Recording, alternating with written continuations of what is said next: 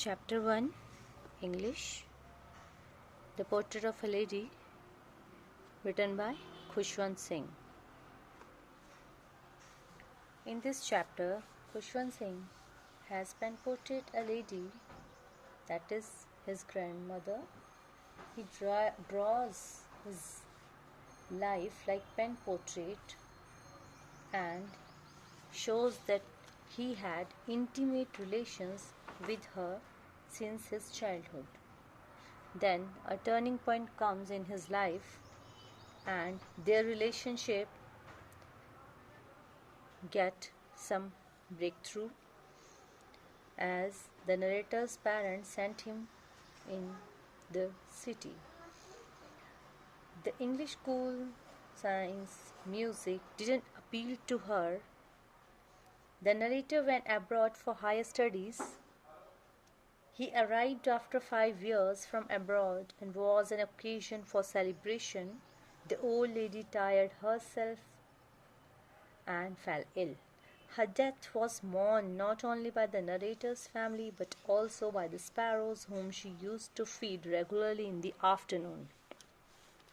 Now we start the chapter, The Portrait of a Lady. Here are some expressions. We'll see through all these in the text and we'll see the meaning of these text expressions. The thought was almost revolting, an expanse of pure white serenity, a turning point, accepted her seclusion with resignation, a veritable bedlam of cherub pinks, irrevolous rebukes, the sagging skins of the dilapidated drum. These are the expressions. I'll explain you in the when it comes in the lines. My grandmother, like everybody's grandmother, was an old woman. She had been old and wrinkled for the 20 years that I had known her. People said that she had once been young and pretty and had even had a husband. But that was hard to believe. My grandfather's portrait hung above the mantelpiece in the drawing room. He wore a big turban and loose-fitting clothes. His long white beard covered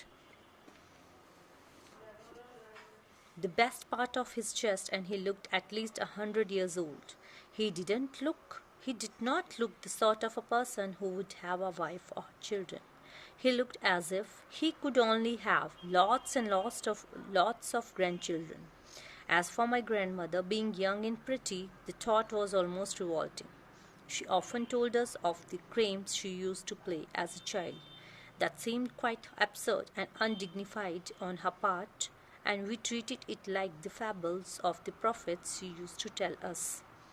Now, my grandmother, like everybody's grandmother. The author says that his grandmother, like everybody's grandmother, she also was an old woman and she had been old and wrinkled for 20 years, means for 20 सालों से वो वैसी ही थी, means जब से writer ने उसे देखा है वो वैसी ही थी, उसके फेस में रिंकल्स ही थे जब से वो उसे जानता है, मीन्स अब वो एट प्रेजेंट 20 ईयर्स का है जब उसकी ग्रैंडमदर की वो बात कर रहा है. People said that she had been once young. लोग कहते हैं कि वो कभी बहुत सुंदर और प्रटी हुआ करती थी, लेकिन अभी ऑथर कहते हैं कि मैंने तो जब से देखा दादी को ऐसे ही देखा है, बूढ़ी और बहुत ज़्यादा रिंकल्ड, चेहरे पे झुर्रियाँ हैं जिसके. My grandfather's portrait hung above the mantelpiece. So grandfather का पोर्ट्रेट मैंटल पीस के ऊपर हंग किया हुआ है. That is in the drawing room. So mantel piece क्या होता है? That is a shelf above the fireplace. Fireplace के ऊपर एक shelf होती है, उस पर उनका उनका पोर्ट्रेट, दादाजी का पोर्ट्रेट टंगा हुआ है. एंड उस पोर्ट्रेट को जो बताता है, उसको डिस्क्राइब करता है कि उसमें दादाजी ने एक बड़ी टर्बन पहनी हुई है. Big turban is a head dress and loose fitting clothes, बहुत ढीले ढाले कपड़े पहने हुए हैं और उनकी एक लॉन्ग वाइट बियर्ड, दाढ़ी है जो उनके best part of the chest को कवर कर रही है. मीन्स इतनी लंबी दाढ़ी है कि उनका चेस्ट पूरी उस बेस्ट पार्ट मतलब अधिकतर पास्ट पार्ट मतलब mostly part of the chest जो है उसका कवर्ड है बियर्ड से. दाढ़ी से उनका कवर है। एंड लुक्ड एटलीस्ट 100, और उनकी पिक्चर देख के लगता है कि कम से कम वो 100 साल के तो हुए हैं उस पिक्चर में, उस फोटो में। It not look like the sort of person who would have a wife और चिल्ड्रन, और उनको देख के ऐसा बिल्कुल भी नहीं लगता कि उनकी वाइफ और बच्चे भी होंगे। मीन्स वो इतने ज़्यादा बूढ़े दिखते हैं कि बस उनके तो ग्रैंड चिल्ड्रन ही होंगे। He could as if he could only have lots and lots of grand children, वो ऐसे ही दिखते हैं कि बस उनके ग्रैंड चिल्ड्रन ही होंगे। As for my grand mother being young and pretty the thought was almost revolting. Now here this expression means as for my grand mother being young and pretty, the thought was almost revolting. So here the thought, revolting means something opposite, not acceptable.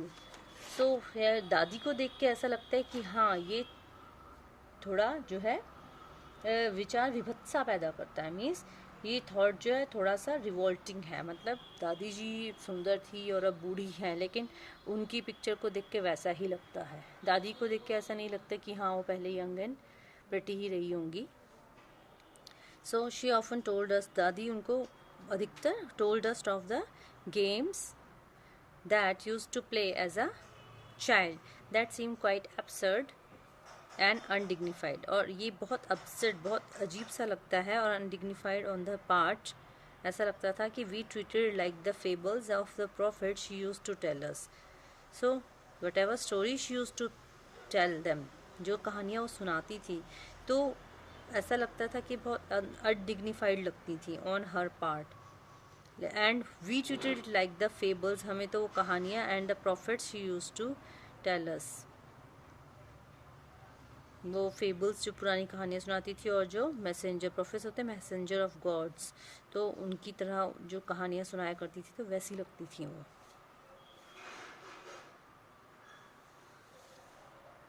So she had always been short and fat and slightly bent. So grandmother was always very short and little fat and slightly, थोड़ा सा bent, झुकी हुई भी थी। Her face was a crisscross of wrinkles running from everywhere to everywhere. उनका पूरा चेहरा झुर्रियों से भरा हुआ था। झुर्रियाँ, रिंकल्स रनिंग मीन्स एक दूसरी रेखाओं को काटती हुई, मीन्स इतनी ज़्यादा झुर्रियाँ थी कि एक झुर्री के ऊपर दूसरी झुर्री थी, इतने सारे क्रिस क्रॉस थे। No, we were certain that she had always been as we had known her. And हमें ऐसा लगता है कि हम उसको जब से जानते दादी वैसी ही थी।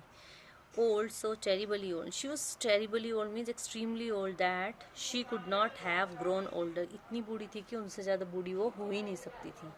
And had stayed at the same age for 20 years. And ऐसा लगता है कि 20 सालों से बस वो उसी उम्र में है। Means she had been stayed for 20 years. She could never have been pretty, but she was always beautiful. So here's the difference between pretty and beautiful. So pretty, she could never have been pretty, but she was always beautiful. So pretty means she was pretty in the sense that कि बहुत खूबसूरत थी, बाहर से दिखती हैं, लेकिन beautiful हम by heart होते हैं। pretty जो है बाहरी होता है, मतलब outer beauty, and beautiful is inside, हमारी inside भी beautiful होती है। She hobbled about the house in the spotless white with one hand. So hobbling is to walking with a difficulty, means proper way में नहीं चलना, थोड़ा difficulty के साथ चलना, जैसे लंगड़ा के, जिसे हम बोलते लड़खड़ा कर चलना। तो ड्यू टू ओल्ड एज वो थोड़ा सा लड़खड़ा के चलती थी। Walking like a lame, resting on her waist to balance. So one hand she use to rest on her waist, ऐसे हाथ कमर पे हाथ रख के चलती थी अपनी बॉडी को बैलेंस करने के लिए। And her stoop, so here stoop means that is to bend of the body, जैसे कुबड़ापन जिसे हम बोलते हैं।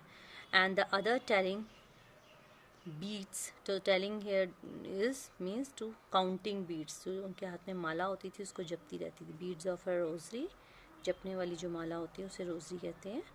Her silver locks were scattered, so silver locks of the hair, silver hair means grey, सफ़ेद बाल जो थे, लॉक्स होते हैं हेयर बाल।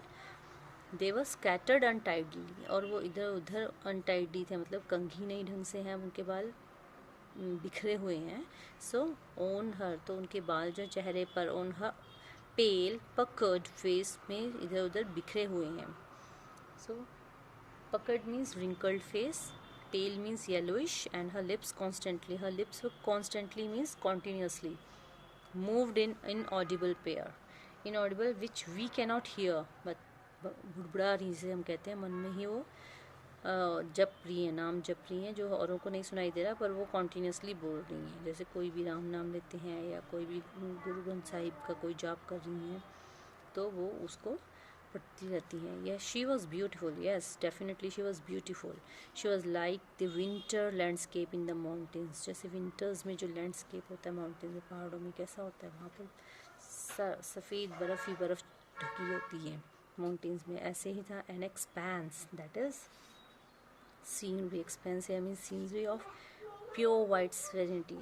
Here serenity means widespread, सब जगह घिरी हुई, breathing peace and contentment. So she was like a landscape in the mountains, an expanse of white pure white serenity means जैसे एक पहाड़ में सफ़ेद स्नो से घिरा हुआ ढका हुआ पहाड़ होता है, वैसे ही उनका करेक्टर था. जैसे एक वाइट ड्रेस पहनी हुई उन्होंने, बिल्कुल येलोइश है और सफ़ेद बाल हैं, तो ऐसा लगता है किसी माउंटेन में बिल्कुल बर्फ़ ढकी हुई वैसी सीनरी की तरह लगती हैं. She is breathing peace and contentment, and breathing peace, and peace means शांति, एंड कंटेंटमेंट संतुष्टि. So she was a piece of breathing peace of peace and contentment.